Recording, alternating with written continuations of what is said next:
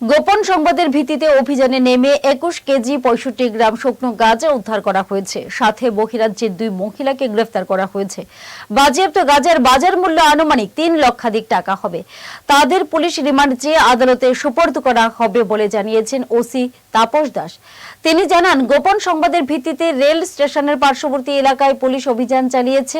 ওই সময় সন্দেহভাজন 2 মহিলাকে আটক করে পুলিশ। ধৃত মহিলা বিহারের বাসিন্দা সুনিতা দেবী এবং রীতা দেবী। তাদের পুলিশ রিমান্ড চেয়ে আদালতে তোলা হবে বলে জানান তিনি।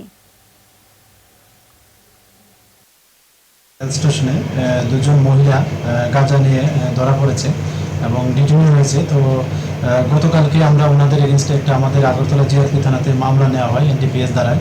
তো নাম জিজ্ঞেস করলে ওরা বলে একজনের নাম সুনিতা দেবী, যিনি পাটনা জেলার অন্তর্গত বিহার, আর অন্যজন হলেন শ্রীমতী রীতা দেবী, উনি বৈশালী জেলা অন্তর্গত বিহারে।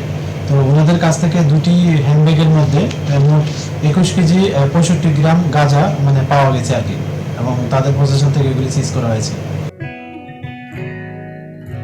জুড়ে থাকে বাঁধন আপনার চেয়েও আপন, জুড়ে থাকে বাঁধন